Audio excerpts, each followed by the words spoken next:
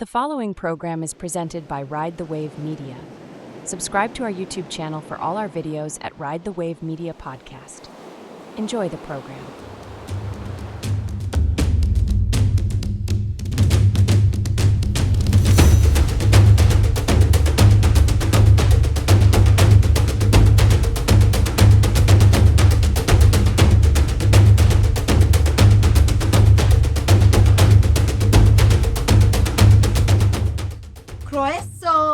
Welcome. This is Practically Magic. We are doing a combined episode today. I am here with my co-host.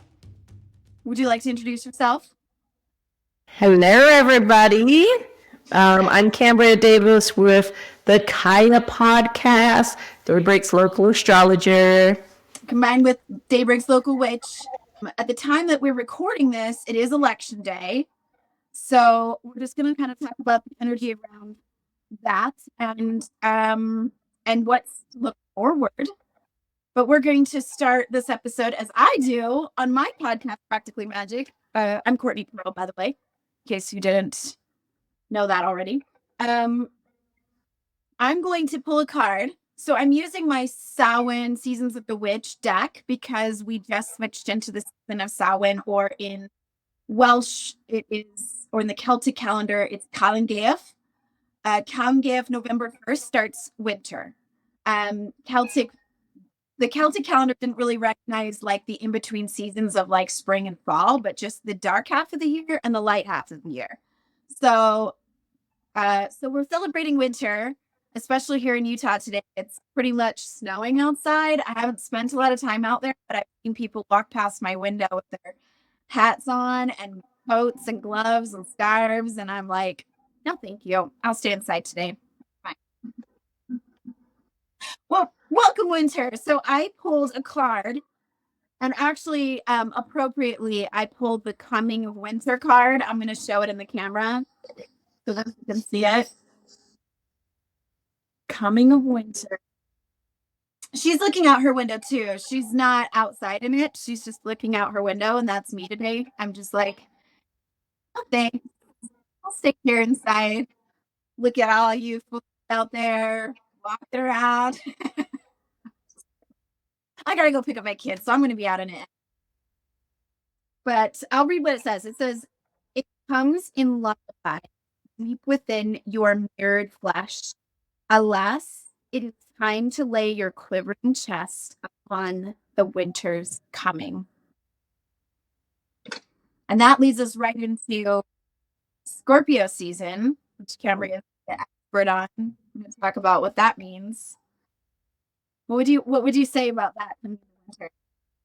Oh man, yeah. I mean, I think Scorpio is season. Well, Scorpio is the most intense sign of the zodiac, and I think most people are feeling that intensity, right? Sure. It's funny to me, and not like really funny, but the irony, right, of election season in the United States is always placed in Scorpio season, and Scorpio energy is the energy of death and rebirth. So once again, astrology doing its thing, right? Bringing in the energy of transformation, shedding the old, new birth, new beginning.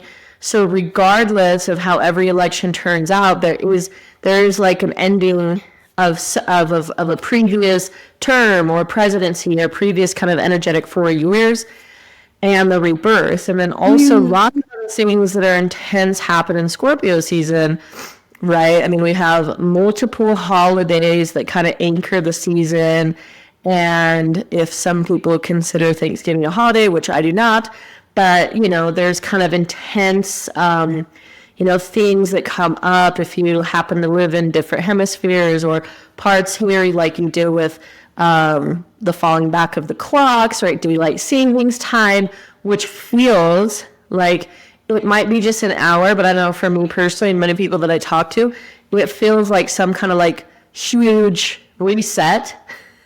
Mm-hmm. Right? Like everything. I know for me, I have an epileptic dog, so he gets medicine at certain hours 3 times a day. So even the 1 hour shift for the next week, every day I have to adjust his medicine about 5 or 10 minutes, 5 or 10 minutes, 5 or 10 minutes to get to the actual like timing that works, So there's a lot that's happening all in Scorpio season, and it all lends to, what's our ability, what's our willingness to transform, because change and transformation will always be there.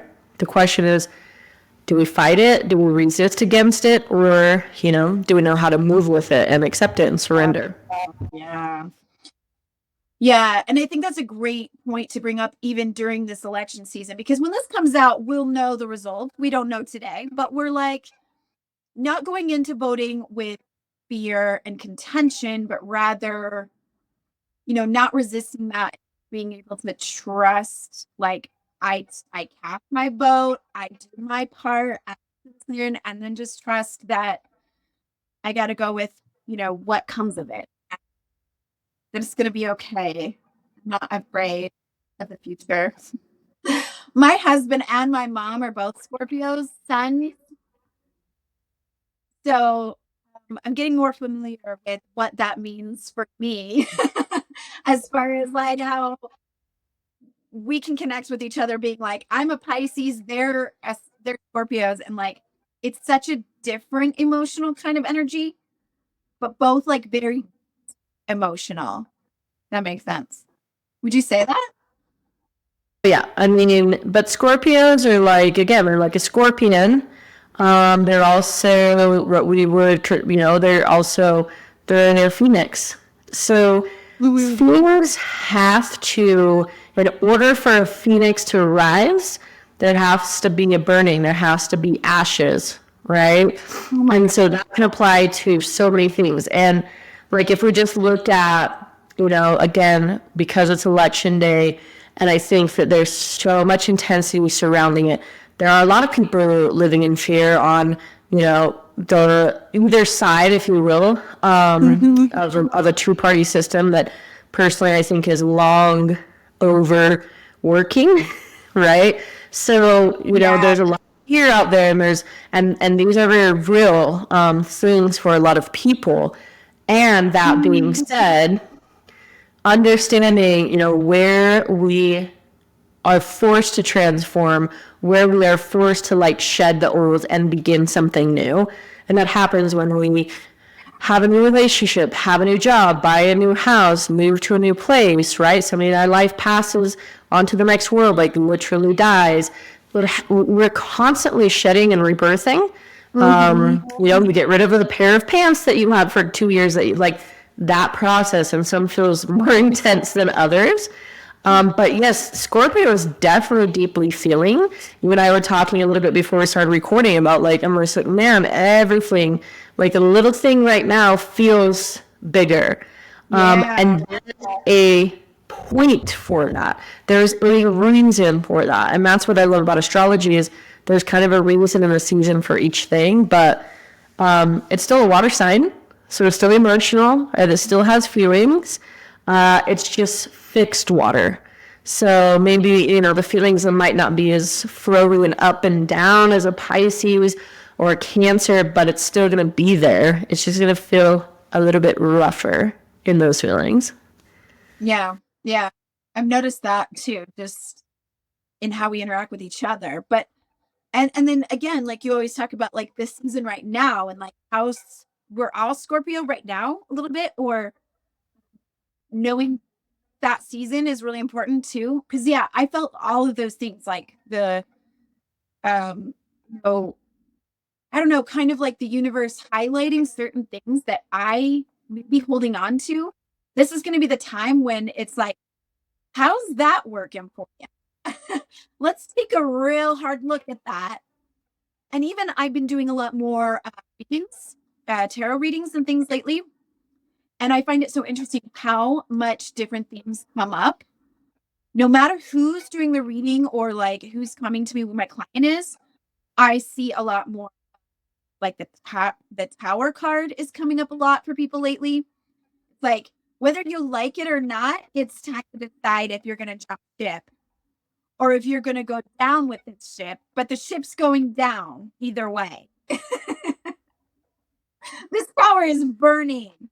So are you going to hang on, or are you going to go find something else that works? And then the 9 and 10 swords are coming up a lot, people. I've noticed.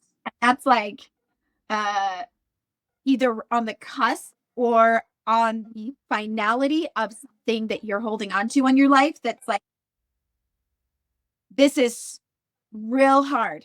Like right now, you're experiencing all the hard about everything that you've done before. You've made certain choices and you're on this path, but like you're in a moment right now where you can either decide, I am so done with this. I'm done with the way I do things because it's so not working.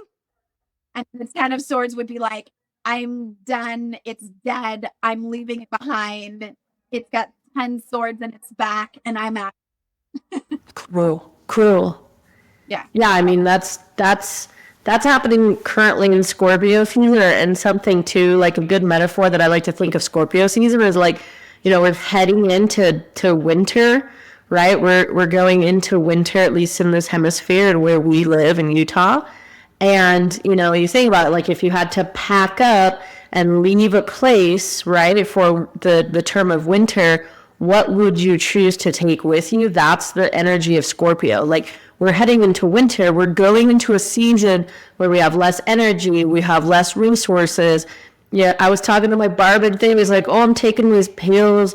It'll shed a few pounds. And I was like, raw season, man. Like going into winter, your body knows what it's supposed to do. Your body actually is meant to gain weight and put on some pounds to last through, right, the dead of winter and potentially not having enough food and warmth. Mm-hmm. So it's like we have been so taught and so conditioned to fight against the natural rhythms of what's happening. This is the season of saying, let go of what you don't need, leave behind what you cannot carry into this winter season.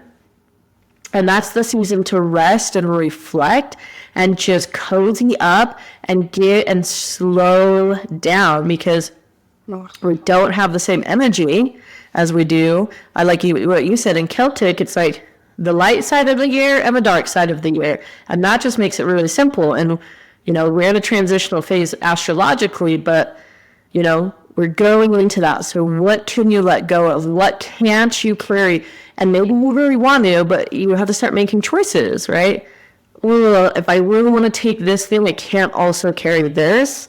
Yeah. And we're seeing that, right? We're seeing that on a global level. We're seeing that on a national level. We're seeing that on an individual level of like, things are shifting and changing. And if my folk, like, I just am like, it'll be really interesting whenever this airs and once there becomes some quote unquote result, are people able to shift and change regardless? And I know astrologically that this election is a big deal. And I also know that other things are happening in the cosmos for the next 20 years. This almost feels like really just the beginning. Yeah. Yes. I hesitate to say how we've like corresponded this with a feminine awakening, and I don't mean to bring that up as like because this election has a woman running, but the energies I'm talking about more than anything is that a lot of people respond to the coming into winter and the rest period as a feminine time. Not to say that that's just like about women. It's about the feminine aspect of all of us. Like, what does it mean to embrace the idea that, well, that actually makes a lot of sense now that I think about it. I just pulled before our recording these cards that we talk about. These are like a certain deck that I have that are just words, and they're supposed to be for connecting with spirit. And I did this little mini reading where I just like, I wonder what's going to come up for this episode. And we were kind of joking about it because I said, is there anything to do with pregnancy that you can think of? Like why that would be coming up? Cambria's like, not me. And I'm like, not me. But I always bring up pregnancy in certain readings or in certain healing sessions when it comes up for people in the healing work of the chakra or the creative center of the body.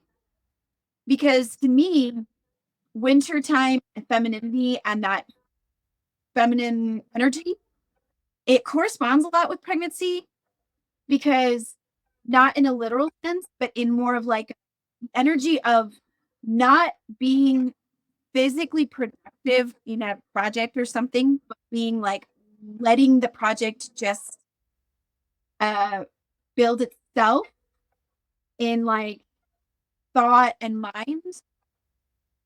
So I always tell clients who are kind of stuck in that energy of like, I've got to do. I've got to be productive. I've got to be like hustle culture, right? Like I got to hustle. And I say, nobody's ever telling a pregnant woman to hurry up and make that baby, right? Like you would never like yell at a pregnant woman for sitting on the couch and be like, you're supposed to be making a brain today. You're supposed to be like developing a baby. What are you doing sitting on the couch? You would never do that. And that is the energy of like what I see going into winter is like you cannot hustle your way through it. This is a time to still yourself, your mind and your body to be able to then produce what you're going to be producing in the more productive, physically productive times. Am I making any sense here? For me, that's pregnancy energy. Yeah, and it's birth. It's birthing, right? So I think pregnancy is really like pregnancy and is very direct, which that could do. And maybe somebody listening to this will resonate something for them. When we talked about it too, and you kind of brought it up, and I was like, oh no, that's not tracking. But if we expand that into just birth, again, what needs to die? Right? We all only have so much energy, so much space, so much bandwidth. And so, the people who can be aware of their own energetic field, their own bandwidth, to me are the people who, are really learning how to set those boundaries and understanding that the go, go, go is not how we're built. And that there's a period of, nursing, there's a period of building, there's a period of creativity, like you're literally molding something, birthing something, providing nutrients, just, all these things that are happening in that process. Yeah. So what, that is winter. Yeah. Because it doesn't mean you can't go start something new or whatever, but it's the season. Again, when we look outside, it's snowing, the leaves are down, and things are starting to really die and then they become very dormant for a period of time, which is ultimately the season for us to do the same. And that's when some of the creativity, there's so many studies about the brain and how, children or people, adults in general as well, have lost our creativity because we don't find boredom. We never have opportunities to slow down.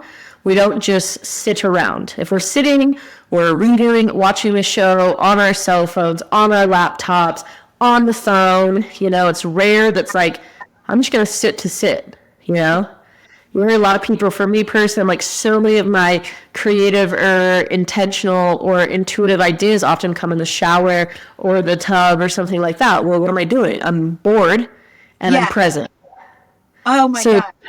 Yeah. So that's the season. So yeah, I think like from a pregnancy standpoint, great. Everybody take, 5-6 months to give birth. Take the time to really feed and nurture and learn about this thing that you're birthing, and then come spring equinox, boom, now you're gonna have energy, the sun's back out, now you give it life and give it action. Yes. And that's so important because we, as a society, in like I said, hustle culture, which we are all a part of, it's so focused on, if I've got 10 minutes between, I don't know, cycles of wash or something, I'm going to fill it with, emailing contacts and, make a social media clip. I'm guilty of it probably more than anybody. I'm like, what can I do with that 10 minutes that's going to be active? But I often find myself being jealous of my past self. When I was in college, I had a job at a certain home improvement store as a cashier.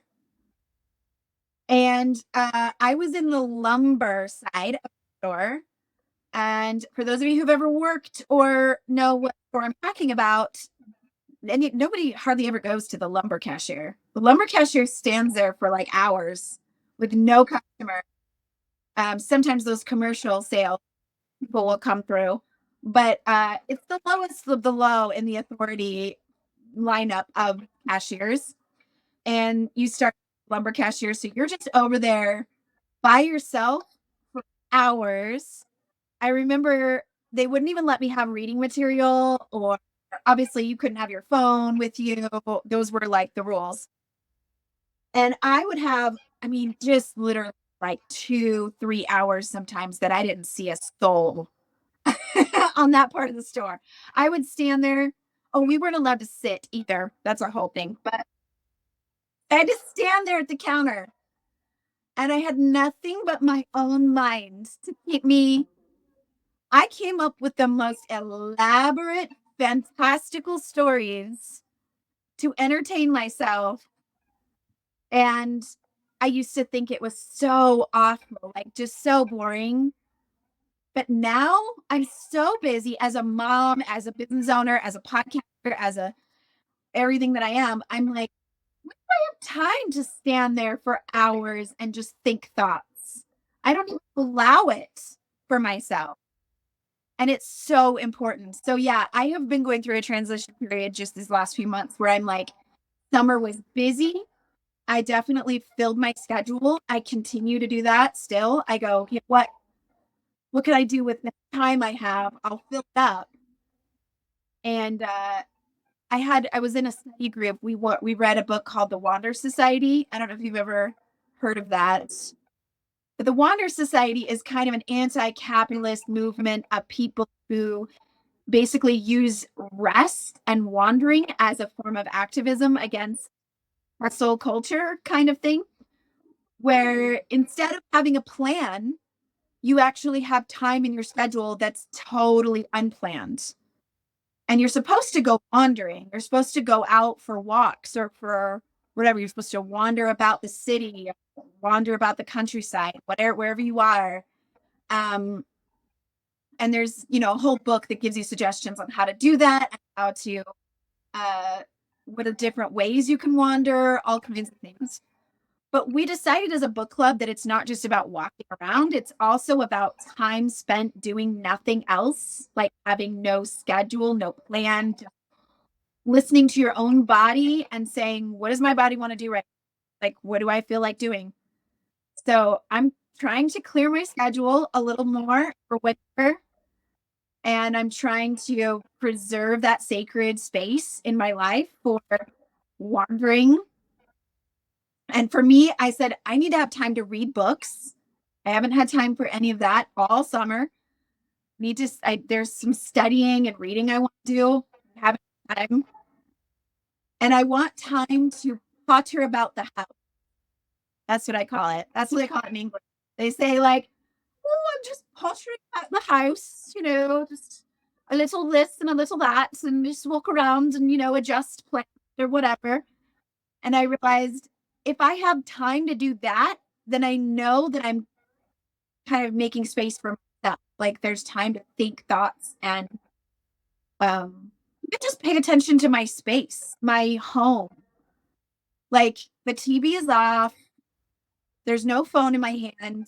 I'm just going about my house and paying attention to whatever happens to be around. Right. Yeah. No, that's so a few years ago, I would say probably, I don't know, probably 4-ish years, maybe 5. I started being really intentional about a do nothing day. And for a couple of years, I would say I was really intentional once a week, but I would schedule it, right? And like with a partner at the time, like we would put it in our calendar. we would do it together. We'd have the opportunity and the privilege to be able to do so. Not everybody has that available to them. I understand that. And maybe not everybody has a do nothing day. And then I would say maybe a couple of years ago, I was really committed to this like 10 minutes a day of doing nothing. I'd set an alarm, I'd schedule it, and it was just no phone, no talking to, just 10 minutes. And because I know it feels overwhelming, right? Like I know there's so much. So I had a do nothing day on Sunday. My partner and I had that. And it's so interesting because I've been doing this like whole overhaul of slowing down, this whole overhaul of like the amount that I produce is not my personal value, and like having to work through like the guilt and the shame and the getting back to people. And if I don't text people back, then they're going to think that I hate them, but I don't really hate them. And people were like, well, how can you post on social but not text, like all these things. And just really, it's been a long journey of just being like, my time is my own. And, if I post or if I take my kids on a walk or whatever, and I can't get back to people. I mean, I think currently I have like 30 something messages in my phone, and it's not that that's not important to me. It's that I don't have the literally energetic capacity anymore to manage it all. Yeah. And so the do nothing day. So on Sunday, right, I was like, I told my girlfriend, I was like, I knew to do nothing day. We would have been nonstop. It was a non-kid weekend, so it's always easier. Again, we're very privileged to like being able to figure that in, but just that reset, So I totally invite people over the next between now and March, right? So let's see, November, December, January, February. So basically 4-ish, 5-ish months to find that space, to ask for help with a partner or a friend, swap it out, right? Hey, if you take my kids for 2 hours on this Sunday, I'll do the next Sunday for 2 hours, so you can just do nothing and I can do nothing. And we were able to do like a whole day. So there's no plan. It doesn't mean we're doing nothing. It just means that there's, the phones are away for the most part. And so being able to find that time, and even if it's just 10 minutes a day, or social media break, like whatever feels right to people can figure that out for themselves. But having space, intentional space, and now I have to like schedule it, which is also okay. Yep, you got to. Yeah. But it's like, whoa, able to do it. And I'm kind of like you, where I was like initially, today I had a pretty free day, and then life happens and you're like, oh, I've got time here and I can do this and I can meet up with this and then I'm like, wrong, Kambria. Slow. Yes. Yeah. And I mean, even as I've been clearing my schedule, certain projects, aka the Witch movie project, were getting finished up, right? And I was like, that took a lot of my time. I was very busy with all that, and I didn't have time to really text clients back for Prism healing. And it's hard for me because, and I know you know this, like when you're trying to build something new, I want to build clients for Prism healing. I want to check in with my clients. I want to have a personal relationship with my clients. I want people to know I'm there for them. And so you think, well, at least I do. I think in my mind, like, okay, I have to be available all the time. I have to, have this to-do list that I do every week and I have to get it done. And yeah, being able to like kind of move from that space into the season we're coming into right now, I had to be like, I have to fight my own belief systems about hustle and about what, building something, or like, this is what I want to achieve. These are my goals. That means I have to not stop until I achieve those goals. It's about, go, go, go, work hard. And then I remembered that's a lie that we've all been taught. We've all been taught that. Like, you don't give up, you don't rest, you hit it hard. This is what success looks like. This is the recipe for success. You've got to go, go, go. And I'm like, who says, right? Like, I had to stop and be like, what if I become just as successful or more so because I have remained in a less stressed state of mind and a less stressed body and less, I'm trying to think of the word for it. It's like a fight or flight state, right? Because your body and mind cannot operate at that level for very long. And it actually doesn't condone to creative solutions and creative pathways to get your goal met. But when staying in the rest and digest state, you can be creative. You can be like, oh, I have this idea I'm going to try, or I'm going to do, So I had to be like, wait, that's not actually how success is created. I just bought into that at some point in life. I bought into it. I believe that's what I needed to do. When actually working 2 hours a day, maybe on this stuff, could get me the same results. It's possible. Why not? Checking in with my clients and just being like, hey, how are you doing?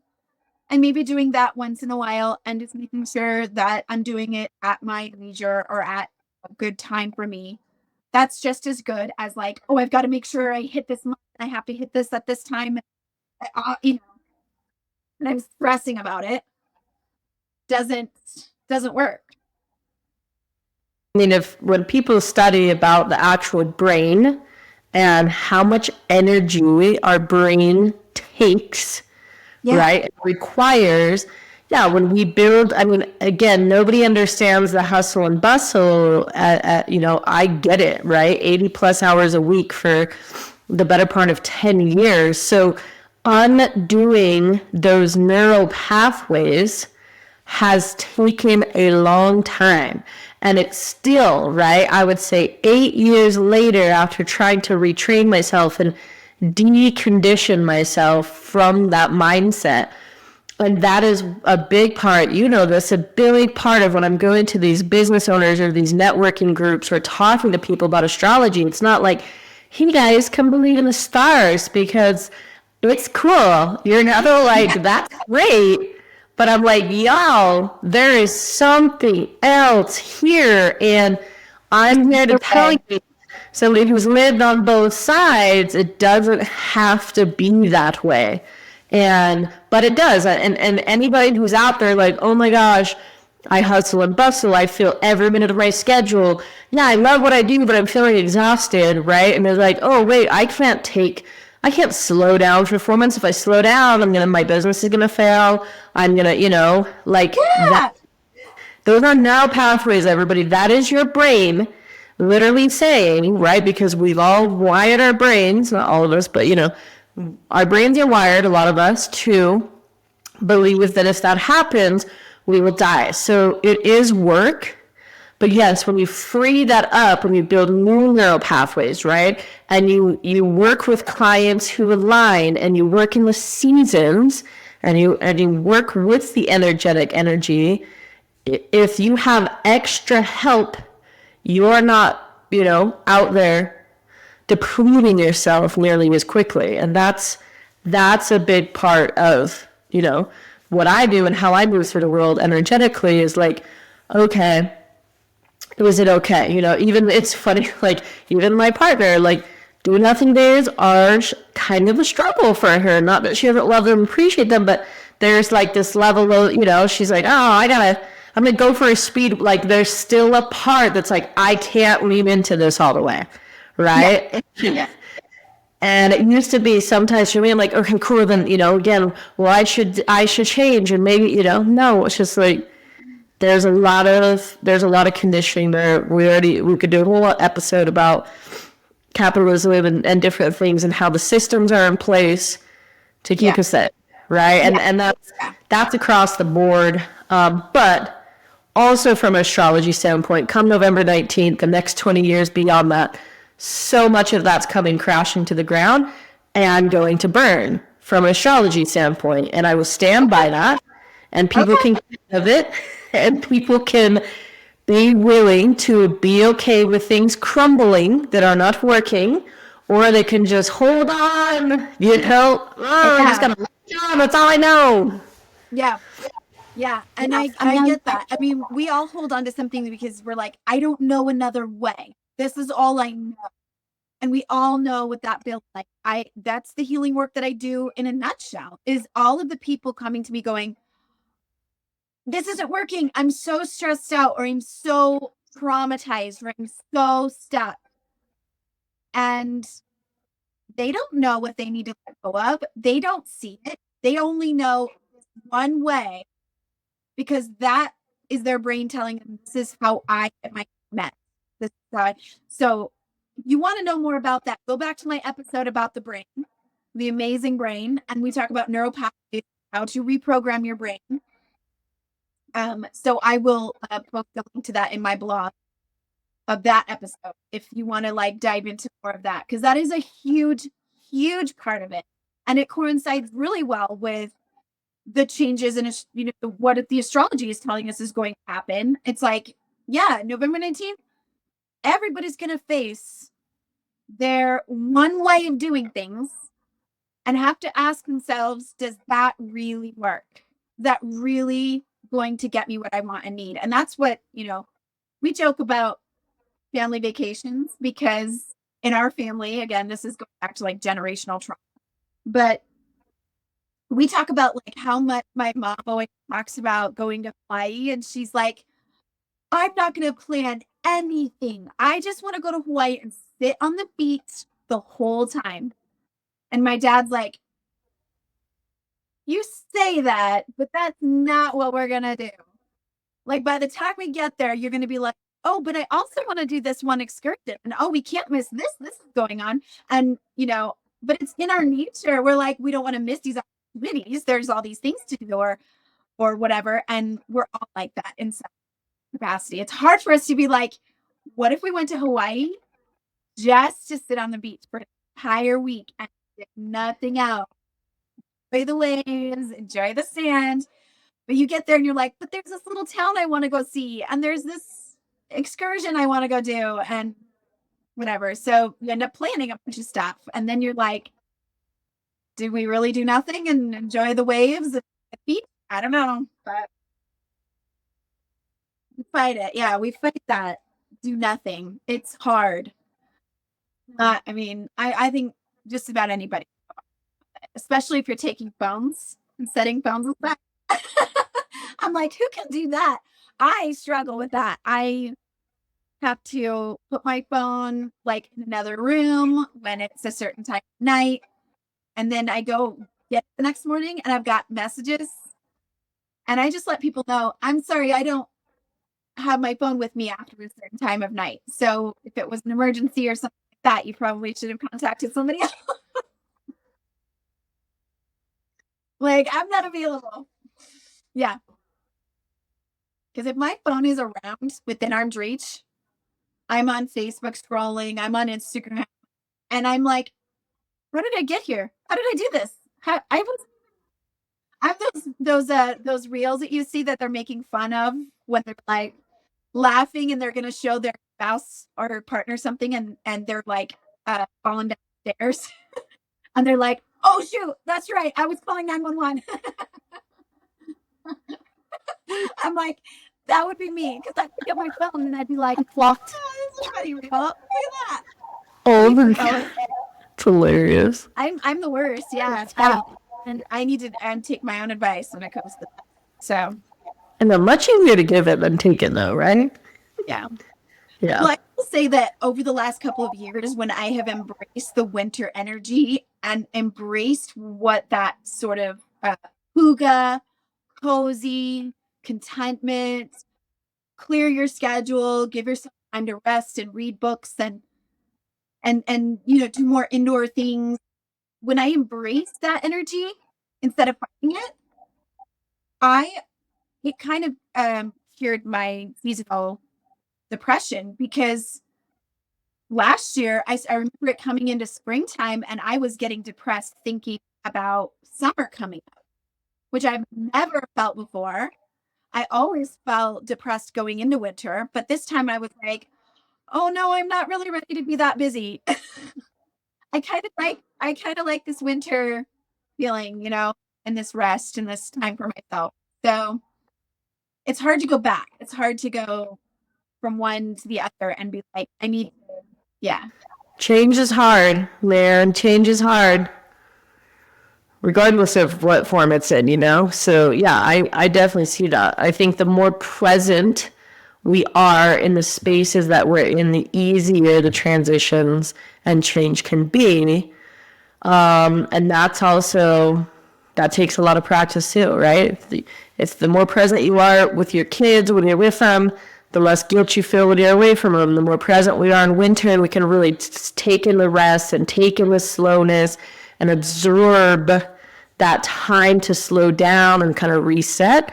Then when it comes to take action, you know, but I think that's really cool information for you of like, oh, look how once I kind of got into that, and then I was like, oh my God, I don't want to go back to that busyness. I feel you. Yeah. Now I need to get into it and actually put into action all the things that I have been planning and thinking about, putting, you know, during the pregnancy time. I'm like, spring is coming. It's time to give birth. And now it's the real work again, right? Ugh. Which I actually know a little bit of something about, because before my twins were born, when I was pregnant, I spent 2 months in the hospital,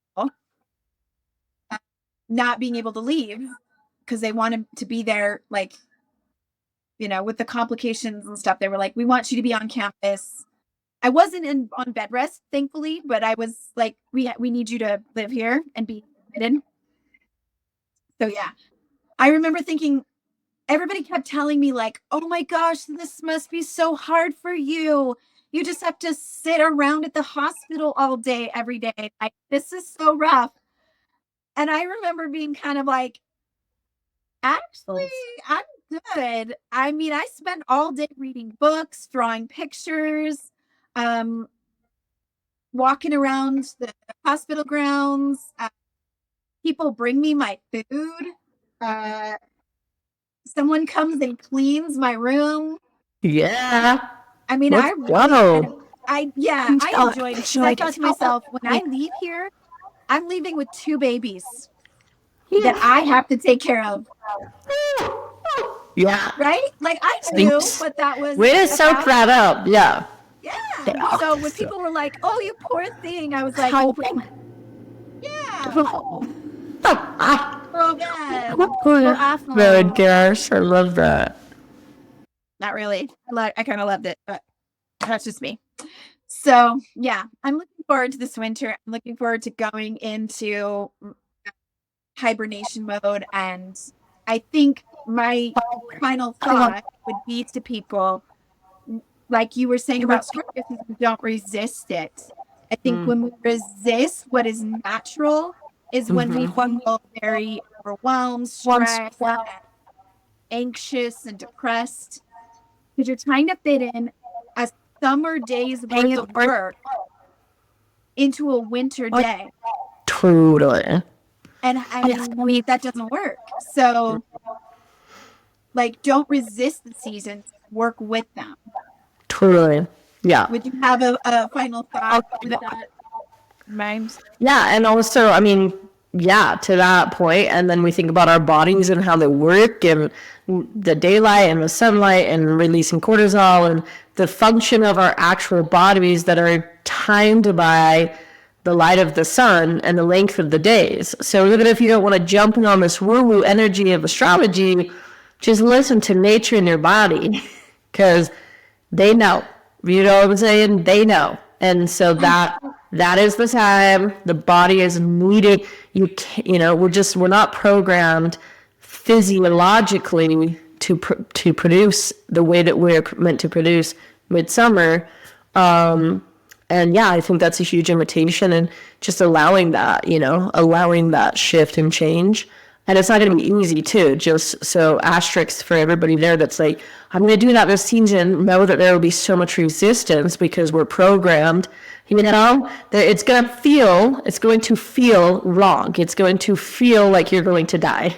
Yeah. Right? And then sooner or later, you don't die, and you just start to reprogram the brain. And yeah, astrologically, it doesn't, the whole season is not dead. Then we get into a Sagittarius season, which is actually the light in the darkness, aka Christmas lights in the middle of winter. So, Yes. goes on about. But yeah, I think that's good. And hopefully, just regardless of what transitions the next 24 or 48 hours for the United States, it's just an energy of change regardless. So, no. All right. Good reminder. I know. We could do that. Totally. All right. Well, let's let people know how they can find you, especially if they're looking to do birth chart readings or what events and things are coming up for Kaya community. Can you let us know?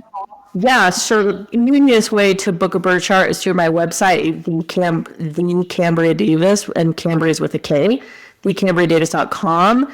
I'm actually increasing my birth chart pricing in December. So if people are interested or have been interested, now is the time to do it. And so those were so powerful and honestly such a cool Christmas gift, cool gift to people. Or just on Instagram too at Kaya Community, which is with K's, or Kambria Davis on Instagram, also Kambria with a K. Perfect. Yes. And I'm on Prism Healing. So my website, prism-healing.com, where you can book any of my healing services, including card readings sessions, which are super helpful for those moments when you're like, what's going on and what do I need to know? So I offer a lot of different kinds of spreads and card reading sessions, and you can book there on my website. You can follow me on Instagram at prism_healing or on TikTok for now, for as long as TikTok is around, at Prism Healing. And I'm on Facebook, Courtney Pearl's Prism Healing. So check out the Kaya podcast, the Practically Magic podcast. Follow, subscribe, and share if you have an episode that particularly resonates with you and you think that someone could use that information in their lives to help them. It would only improve our quality of recording episodes for you and to be able to keep providing you with the help and information that you need. So I guess that's it for today. Please reach out to us on our DMs and say hello. We'd love to hear from you, right? Yeah. Go make magic.